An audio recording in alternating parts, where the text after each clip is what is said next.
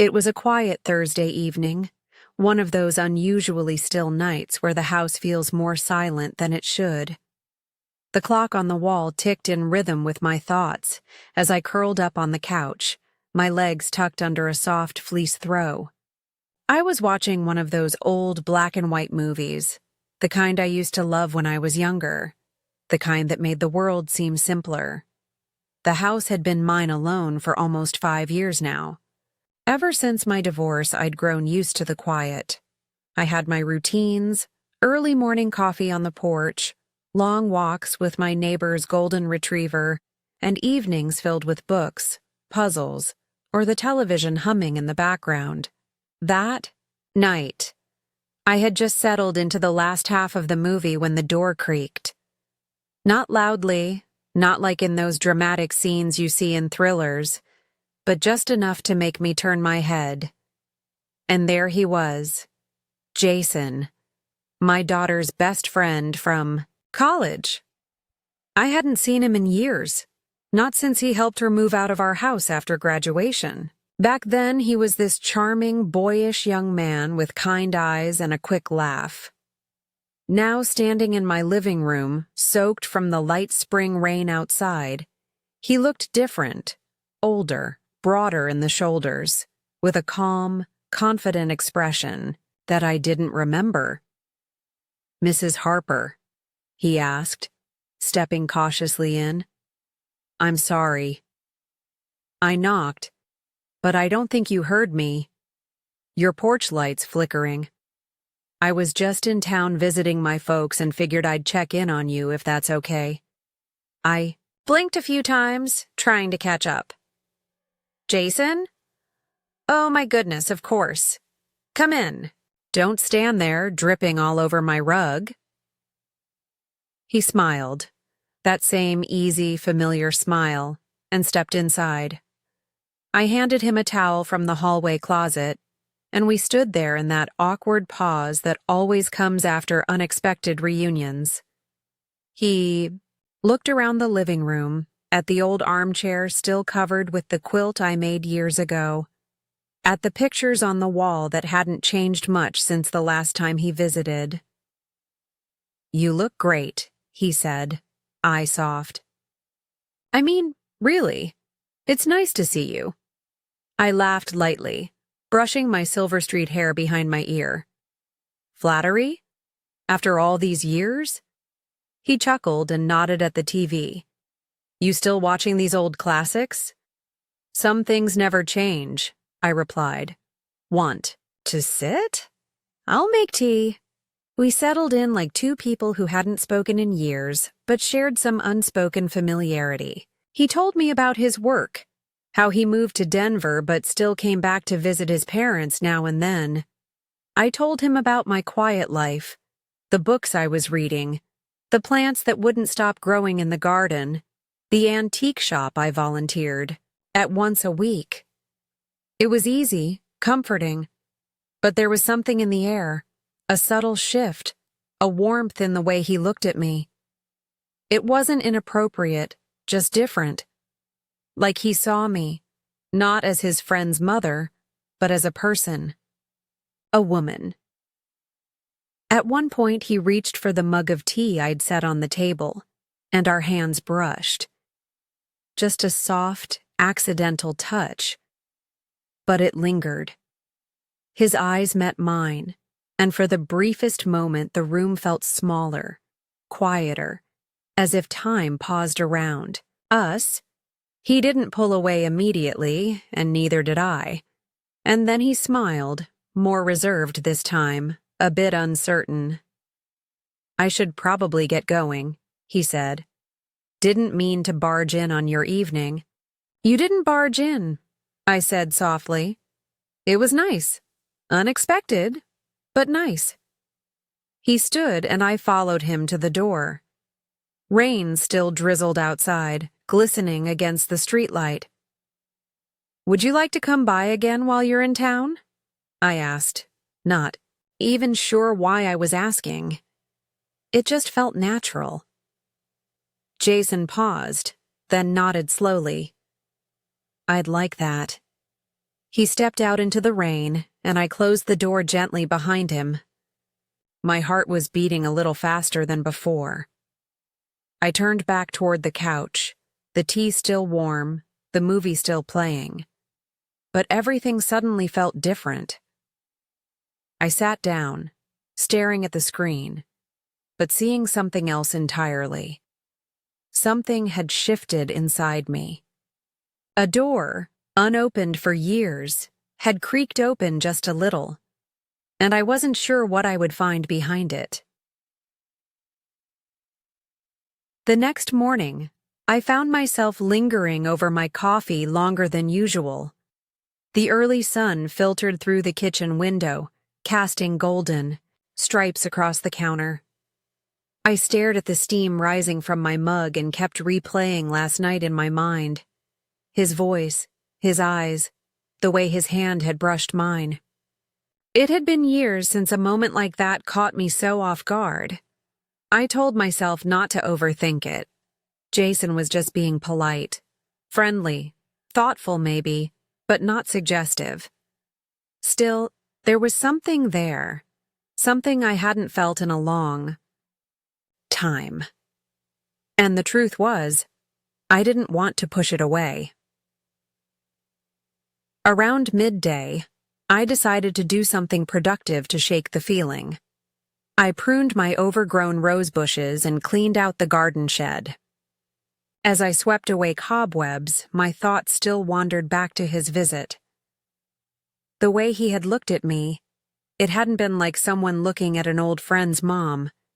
It was attentive, curious. By the time I was getting dinner ready, the sky had turned a soft lavender. I was setting a pot of soup on the stove when there was a knock at the door. My heart fluttered instantly, and I told myself again not to jump to conclusions. But it was him. "Hope it's not bad timing," Jason said, holding up a brown paper bag. I brought over some of my mom's homemade bread. Figured it'd go good with that. "Soup, I smell." I blinked. "Come in," I said, a little breathless. Perfect timing, actually. We sat at the small table by the window, the one I usually reserved for myself. We ate and talked again, and the ease from the night before returned like it had never left. But this time, it felt even warmer. He asked me questions that went beyond small talk, about my life after the divorce, about the things I still wanted to do. It caught me off guard, how sincerely he listened, how genuinely interested he seemed. At one point, I was telling him about a little coastal town I'd always wanted to visit, and he leaned in slightly. "You've got this way of telling stories," he said. "It's calming." I missed that. I felt a flush of warmth in my chest. I couldn't remember the last time someone told me I was calming, useful, dependable. Sure. But calming? After dinner, we moved back into the living room. The night had stretched itself out softly around us. I turned on some jazz, something mellow, and we sat on the couch, a little closer than the night before. Jason looked at the photos on the mantel, old pictures of my daughter, and one of me and her father, long before the love had faded. "Do you miss it?" he asked quietly. "Being with someone, I mean." I didn't answer right away. It was such a vulnerable question. But something in his tone made me feel safe enough to tell the truth. "I miss the companionship," I said, "the presence, someone to talk to at night. But I don't miss being invisible." He looked at me for a long time, really looked, and I felt it again, that soft energy between us, subtle, but undeniable. "I don't think anyone could ever overlook you," he said. That line, simple, kind, hit deeper than I expected. We didn't move closer. We didn't touch. But the space between us changed, grew denser with something unspoken, fragile, and real. When he stood to leave, I walked him to the door again. The night air was cooler than the evening before, and I noticed him hesitate. "I'm leaving town Saturday," he said, "but I'd really like to see you again before then." "I'd like that too." We stood there a moment too long, the kind of pause that used to scare me, but now made my heart beat louder. He smiled and stepped into the night. And I stood at the door, watching the silhouette of him disappear down the path. Inside, I turned off the lights, sat on the couch, and let the quiet settle in around me. But it wasn't the same kind of quiet anymore. It was a quiet that waited. Saturday came too quickly. The sky that morning was overcast, casting a soft gray light across my kitchen. I moved through my usual routine, but everything felt slightly off, as if the air itself was holding its breath. I kept glancing at the clock, counting the hours, wondering if he'd show up before he had to leave. Part of me questioned why it mattered so much. It had only been 2 brief evenings.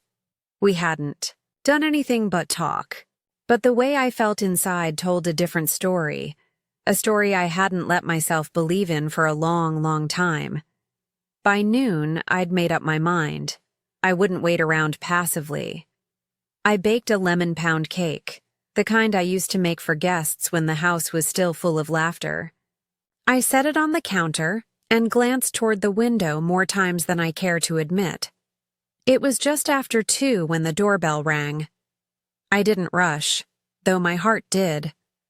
When I opened the door, there he was, jeans, jacket, a slight scruff on his jaw and that familiar smile. But this time, his eyes held something else, a softness mixed with uncertainty. "I wasn't sure if it'd be okay to come by," he said. "I didn't want to intrude." "You're not," I said, stepping aside.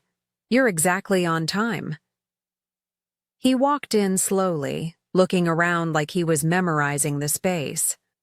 I offered him coffee and a slice of cake, and we sat at the kitchen table, close but not quite touching. For a while the conversation stayed light, but the pauses between us stretched longer than before, and in those pauses something kept building. "I don't know what this is," he said eventually, his voice low. "But these past few days have felt different. With you." I nodded, my fingers curling around the mug in my hands. They felt different for me too. He hesitated, searching my face. "Are you okay with that?" No one had asked me that in years. Not what I wanted, not what I felt. Just, if I was okay. I nodded. "Yes, I am." We sat in the quiet for a while, letting that honesty fill the room. "I've always admired you," he said suddenly. "Even when I was younger, you had this way of making people feel safe, seeing. And now I see you in a different way. Not as someone's mother, just as you." His words landed in places I didn't know were still tender, places I thought had closed for good. I reached out then, gently placing my hand over his. He turned his palm to meet mine, our fingers intertwining naturally. There was no rush, no spark flying wildly, just warmth. Familiar, steady warmth that spread through my chest like a slow-moving wave. "I don't know what happens next," I whispered. "But I don't want this to end with you walking away today like it never happened." "It doesn't have to," he said softly. "I'll be back in 3 weeks, maybe sooner.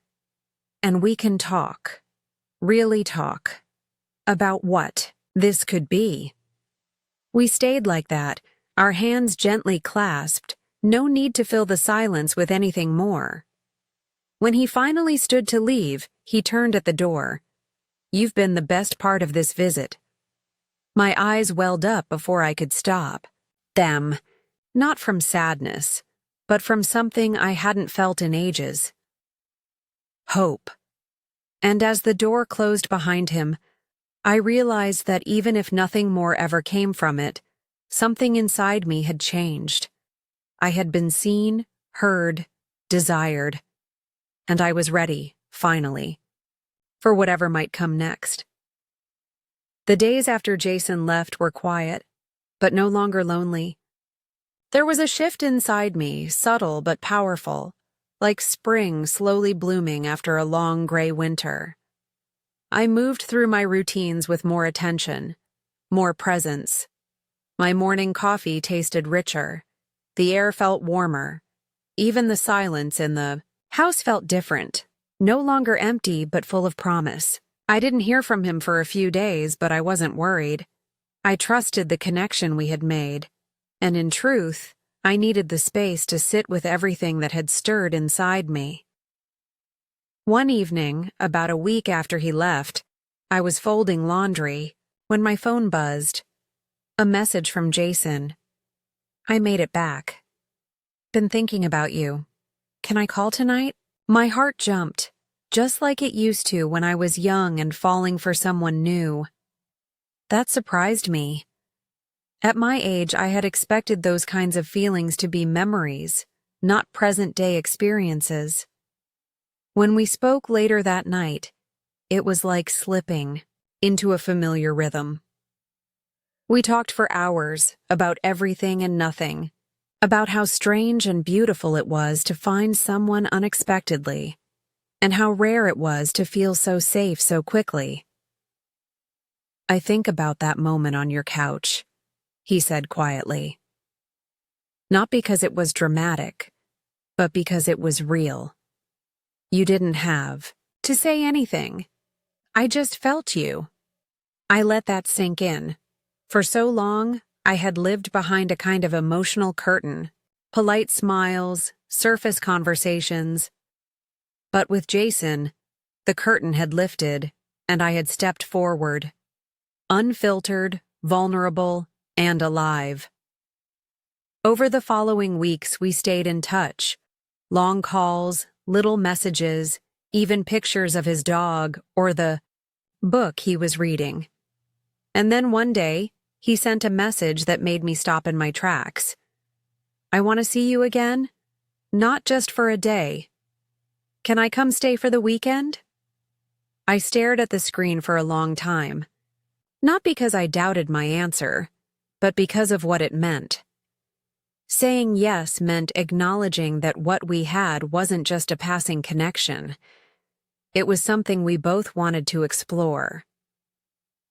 When he arrived that Friday evening, the hug lasted a little longer. The silence between us was comfortable now. There was no performance, no pretending, just a deep, growing affection that had room to breathe.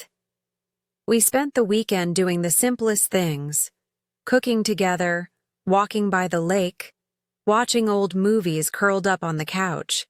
But under all of it was a current, gentle but steady, pulling us closer. On Saturday night, we sat outside under the stars, a blanket wrapped around our shoulders, a glass of wine in our hands. I used to think I had to be a certain version of myself for someone to love me, I said softly. Thinner, younger, less complicated. Jason looked at me, his eyes full of something steady and true. You're more real than anyone I've ever known, he said. And that's exactly why I'm here. I reached out and touched his face, letting my hand rest there for a moment. The lines around his eyes, the warmth in his skin, the way he leaned into my touch. It all felt crowded, honest. That night, we didn't need words. We simply existed in the quiet closeness of something new and beautiful. There was no urgency, no script, just two people at different chapters of life, discovering something rare together. When he left the next day, it wasn't painful. It wasn't goodbye. It was the beginning of something we both wanted to nurture, gently, intentionally. And as I stood by the window watching him drive away, I smiled, because love hadn't passed me. Fight had simply taken the long way home.